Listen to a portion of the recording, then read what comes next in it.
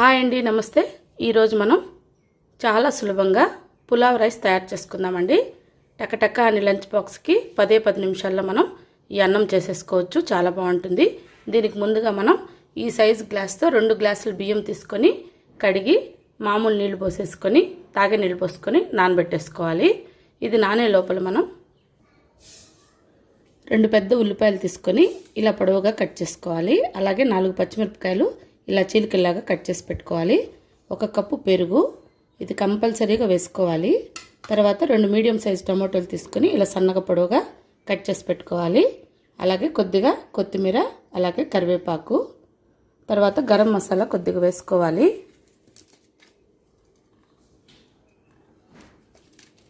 రెండు చెక్క ముక్కలు, 6-7 లవంగాలు, 4 యాలకులు, 2 స్టారు, 1 అనాస పువ్వు, 2-3 బిర్యానీ ఆకులు. ఇప్పుడు తయారీ విధానం చూద్దాము. కుక్కర్ గిన్నె స్టవ్ మీద పెట్టేసుకొని స్టవ్ వెలిగించుకుందాం. కుక్కర్ గిన్నెలో అయితే మనకు చాలా ఈజీగా తొందరగా అయిపోతుంది. మామూలు గిన్నెలో కూడా ఇదే ప్రాసెస్లో మీరు తయారు చేసుకోవచ్చు. ఇప్పుడు ఇందులో తగినంత నూనె వేసుకుందాము. ఒక పెద్ద గరిటె నిండా నూనె వేసుకుందాం.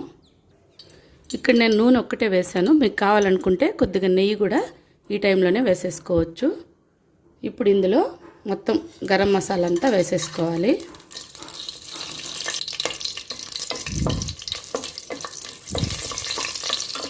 వీటినంతా దోరగా వేయించుకోవాలి. మసాలా దినుసులన్నీ వేగిన తర్వాత మనం కట్ చేసుకున్న 2 ఉల్లిపాయ ముక్కల్ని వేసేసుకోవాలి.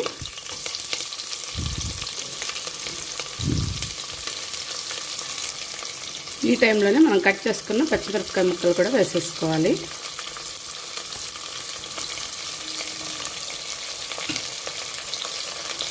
తర్వాత కొద్దిగా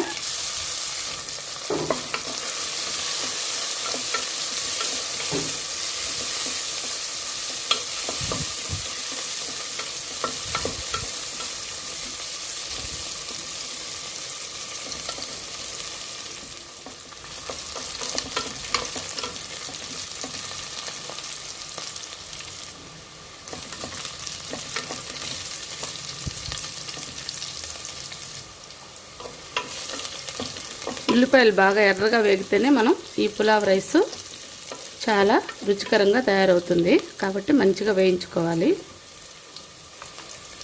ఇప్పుడు ఇందులో ఇంతకుముందు నేను అల్లం వెల్లుల్లి పేస్ట్ చూపించలేదు. కంపల్సరీగా పులావ్ రైస్కి అల్లం వెల్లుల్లి పేస్ట్ వేసుకోవాలి. 2 గ్లాసుల రైస్ అంటే 1/2 కేజీ రైస్కి 4 టీ స్పూన్లు అల్లం వెల్లుల్లి పేస్ట్ వేసుకోవాలి. అల్లం వెల్లుల్లి పేస్ట్ మాత్రం కొద్దిగా ఎక్కువగానే వేసుకోవాలి.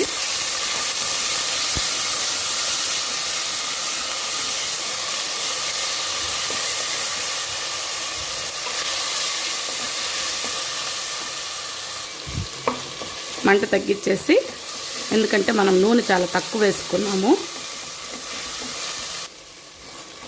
అల్లం వెల్లుల్లి పేస్ట్ పచ్చివాసన పోయేంత వరకు మనం బాగా వేయించుకోవాలి.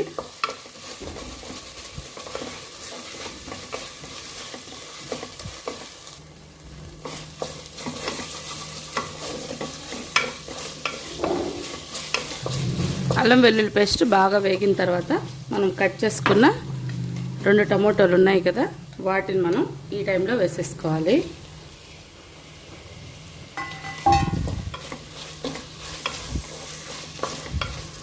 కలుపుకుంటూ టమోటాలు మగ్గేంత వరకు మనం దీన్ని వేపుకోవాలి.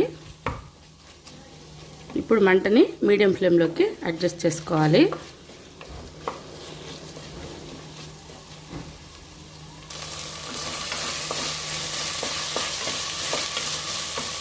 టమోటాలు కొద్దిగా మగ్గిన తర్వాత కొత్తిమీర కూడా వేసుకోవాలి. ఉంటే పుదీనా కూడా వేసుకోవచ్చు.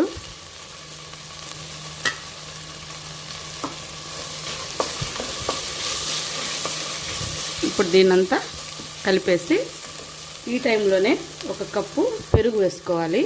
ఇది కంపల్సరీ వేసుకోండి, చాలా బాగుంటుంది.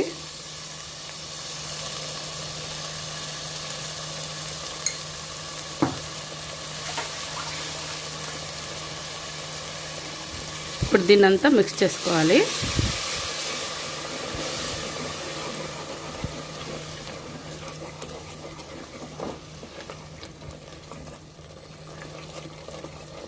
అన్నం అంతా పూర్తి అయిన తర్వాత కొద్దిగా కలర్లో ఉండాలంటే పసుపు వేసుకోవాలి, లేదంటే ఇలాగే ప్లెయిన్గా బాగుంటుంది. నేనైతే పసుపు వేసుకోవడం లేదు. ఇలా మొత్తం కలిపేసుకున్న తర్వాత మనం బియ్యం నానబెట్టుకున్నాం కదా, అందులో నీళ్ళన్నీ వంచేసి ఆ బియ్యం కూడా ఈ టైంలోనే ఇందులో వేసేసుకోవాలి.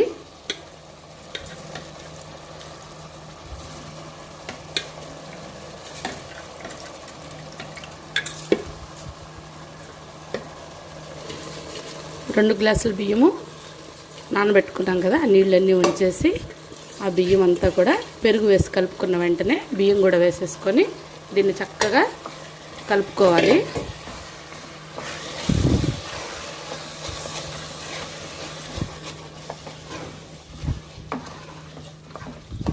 ఒక నిమిషం ఈ బియ్యాన్ని కూడా మనం ఇలా కలుపుకుంటూ వేయించుకోవడం వల్ల అన్నం పూర్తి అయిన తర్వాత పొడి పొడిగా చాలా బాగుంటుంది. సో మొత్తం ఒకసారి దీన్ని కలుపుకుంటూ ఒక నిమిషం పాటు మనం వేయించుకుందాము. ఈ ఒక్క నిమిషంలో ఇలా వేయించుకోవడం వల్ల ఇందులో తడంతా పోయి ఇక్కడే మనకి పొడి పొడిగా బియ్యం తయారవుతాయి. ఆ టైంలో మనం తగినంత నీళ్లు వేసేసుకోవాలి.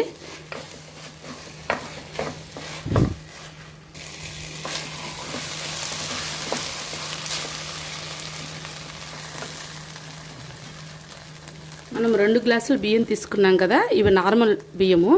అందుకని నేను 2 గ్లాసులకు గాను 4 గ్లాసుల నీళ్లు ఆల్రెడీ కొలిచి పెట్టుకున్నాను. ఆ నీళ్ళు ఇందులో వేసేసుకోవాలి. అదే బిర్యానీ రైస్ అయితే 1కి 1.5 చొప్పున 2 గ్లాసులకి 3 నీళ్లు వేసుకుంటే సరిపోతుంది. ఇక్కడ నార్మల్ బియ్యం కాబట్టి నేను 2కి 4 నీళ్లు పోసుకొని ఒకసారి మొత్తం కలుపుకోవాలి. అంతా కలిపేసుకున్న తర్వాత తగినంత ఉప్పు వేసుకోవాలి. ఈ పులావు కొంచెం స్పైసీగా కావాలనుకుంటే మరికొద్దిగా పౌడర్ చేసుకున్న గరం మసాలా కూడా వేసుకుంటే ఇంకా బాగుంటుంది. ఆల్రెడీ మనం మసాలా దినుసులన్నీ డైరెక్ట్గా వేసాం కాబట్టి ఒక 1/2 టీ స్పూన్ గరం మసాలా వేసుకోండి.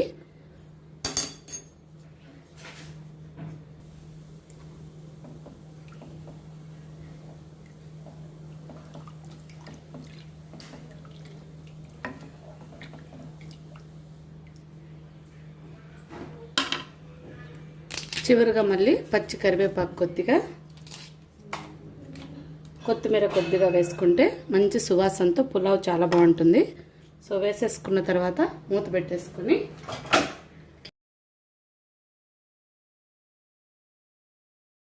మూత పెట్టేసి 2 విజిల్స్ రానిచ్చుకుందాము.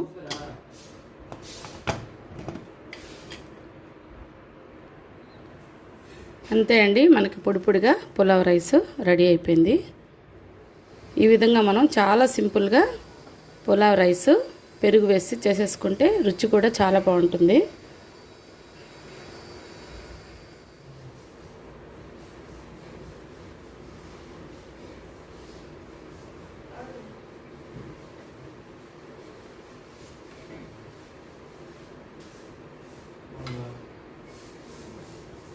అంతే అండి, ఇలా చాలా సులభంగా పులావ్ రైస్ చేసుకొని హ్యాపీగా తినండి.